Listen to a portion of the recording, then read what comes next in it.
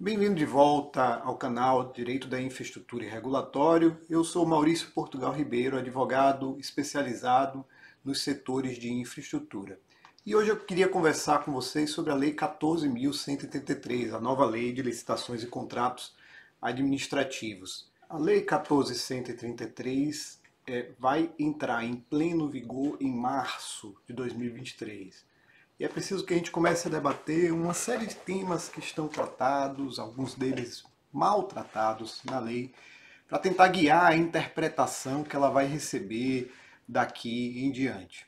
E eu vou me focar particularmente nos temas em torno da distribuição de riscos de contratos administrativos e do tema do equilíbrio econômico-financeiro de contratos administrativos, temas sobre os quais eu tenho escrito e debatido há vários e vários anos. E sobre esses temas eu tenho uma boa notícia para vocês e uma má notícia. Quando olhamos a Lei 14.133, a gente percebe claramente a boa notícia e a má notícia. A boa notícia é que a Lei 14.133 representa, digamos assim, a consagração legal de temas que eu venho tratando há muitos anos. Né? O tema, por exemplo, da distribuição de riscos. Quando eu comecei a escrever sobre ele, em torno de 15 anos atrás, era um tema ao qual se dava muito pouca atenção. Né? Era um tema secundário dentro dos temas tratados pelos doutrinadores, pelos especialistas em contratos administrativos. Aliás, a gente sequer tinha especialistas em contratos administrativos. Eu posso dizer tranquilamente que eu sou o primeiro especialista da minha geração em contratos administrativos, alguém que se voltou apenas para contratos administrativos, e no meu caso eu me foquei em contratos de concessão e PPPs para daí expandir a minha reflexão para outros contratos administrativos. Então, ao falar, né, ao trazer para o centro da lei geral de contratos administrativos o tema da distribuição de riscos, a lei consagrou esse tema como um tema central do direito administrativo, como tema central dos contratos administrativos, coisa que eu achava desde o princípio da minha carreira, coisa que era evidente para mim desde o princípio da minha carreira. Eu acho que é importante notar que foi central para a gente chegar a esse ponto, né, de consagração do tema distribuição de riscos como um tema central dos contratos administrativos, foi central para chegar a esse ponto. Basicamente dois temas eu acho que foram centrais, né, duas percepções foram centrais, e eu acho que o meu livro de melhores práticas na estruturação de contratos de concessão e PPP talvez seja o primeiro a tratar desses dois temas. O primeiro é a separação entre o tema equilíbrio econômico-financeiro e o tema distribuição de riscos. Quando eu comecei a escrever sobre contratos administrativos, distribuição de riscos era quase que um puxadinho do tema equilíbrio econômico-financeiro, um subcapítulo muito negligenciado, né, tratado através da ideia de teoria das áreas, era um subcapítulo secundário ali do tema equilíbrio econômico-financeiro. Né? Não havia uma separação clara entre o que eram regras sobre equilíbrio econômico-financeiro, o que eram regras sobre distribuição de riscos, as diferenças de funções entre essas regras e a conexão entre elas. Né? Eu fui o primeiro a começar a falar, sem falsa modéstia, não faz sentido a falsa modéstia aqui, que distribuição de risco, regras sobre distribuição de riscos, elas precisam das regras sobre reequilíbrio.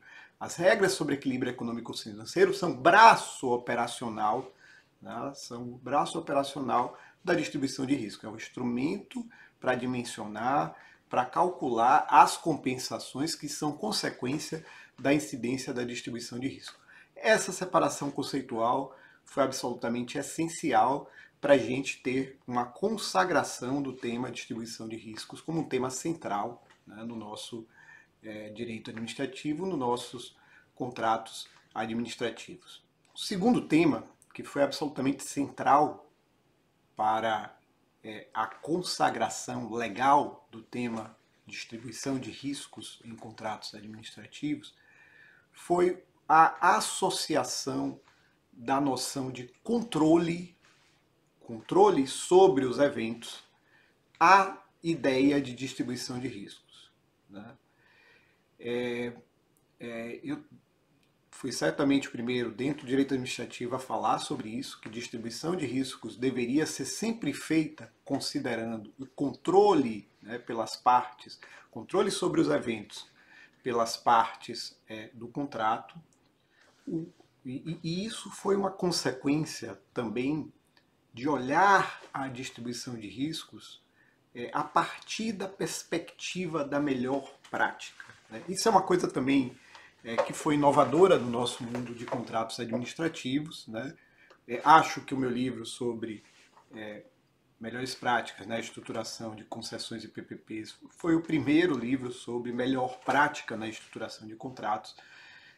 Mas esse olhar procurando saber o que é a melhor prática sobre o tema distribuição de risco, que, como eu falei, era um tema secundário e negligenciado, permitiu que a gente associasse, né, a noção de risco, de distribuição de risco, à noção de controle sobre os eventos.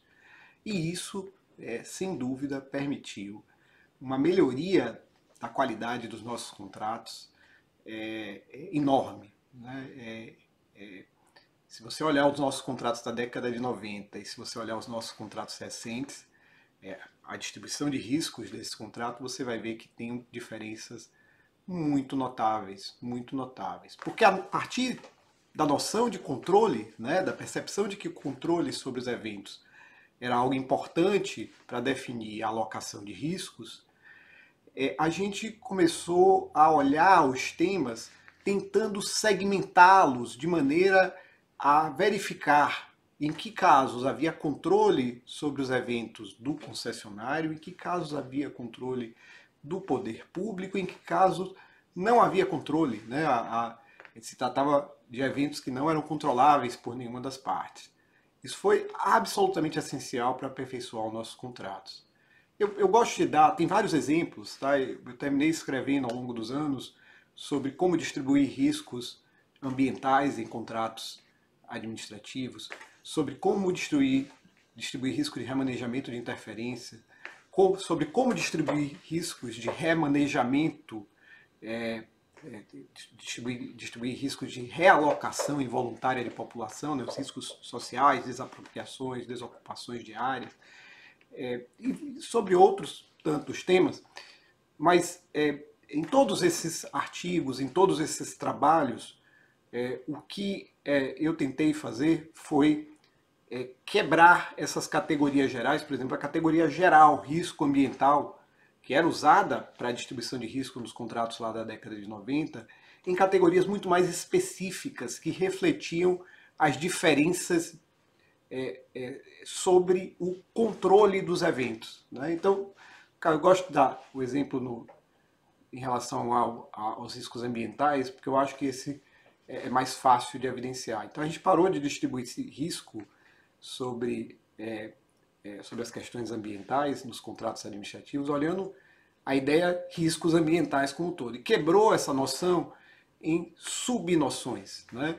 Então passamos a separar o que é o risco de dano ambiental tratado no processo de licenciamento, o que é o risco de dano ambiental não tratado no processo de licenciamento, o que é o risco de condicionantes ambientais previstas no processo de licenciamento, né? Mitigantes e compensações. O que é o risco de passivos ambientais, passivos detectados ao longo do processo de modelagem do contrato, passivos não detectados ao longo do processo de modelagem do contrato. E a gente passou a usar essa separação dessas categorias e o controle, né, das partes sobre os eventos relativos a cada uma dessas categorias como instrumento de alocação de risco.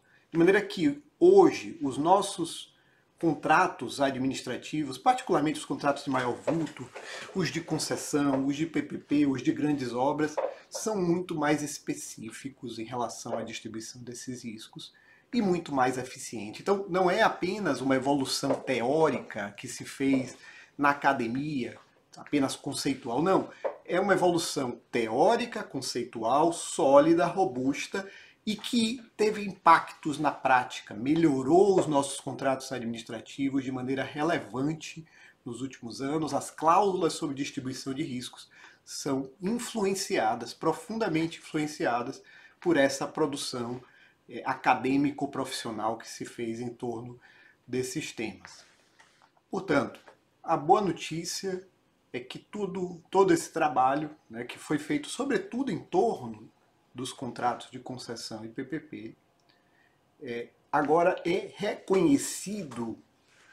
O tema em cima do qual nós trabalhamos é um tema que foi reconhecido como central, não só para os contratos de concessão e PPP, mas para todos os contratos administrativos, né?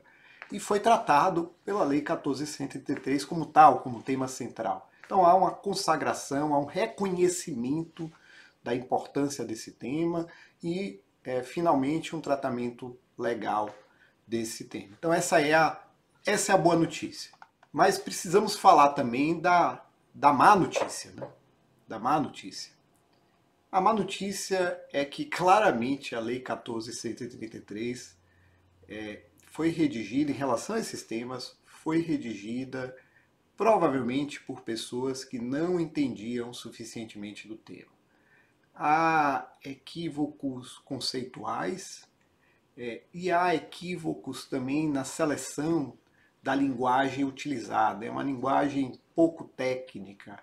Claramente quem escreveu isso não compreendia muito bem de que estava falando, né? Não foi uma coisa feita tecnicamente.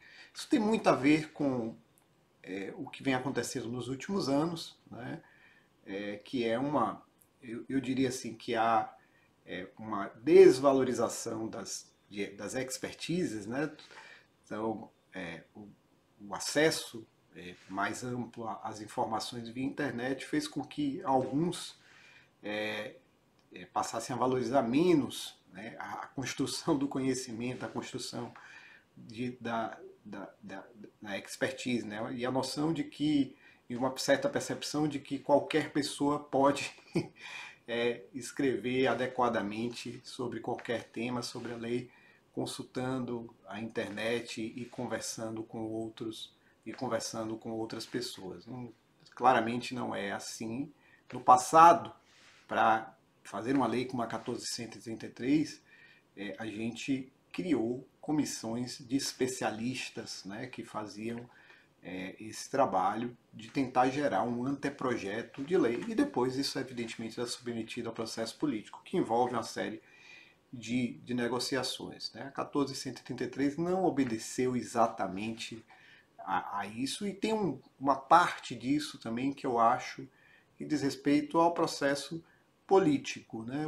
Os políticos envolvidos na tramitação da lei não queriam ter uma comissão de juristas, porque isso, ou juristas ou especialistas, acho que hoje não deveria ser comissão de juristas, deveria ser comissão de especialistas, porque isso tira prestígio, né, daqueles políticos que, em tese, são responsáveis pela tramitação da lei, pela aprovação dos relatórios ao longo do processo legislativo e que transformam essa aprovação da lei numa bandeira política, né? Então, talvez por essa razão, a lei foi mal escrita, ela tem problemas conceituais, né, problemas de entendimento do problema que ela disciplina, dos problemas que ela disciplina, e depois problemas de escolha da linguagem usada para disciplinar esses problemas. Então a gente precisa tratar disso,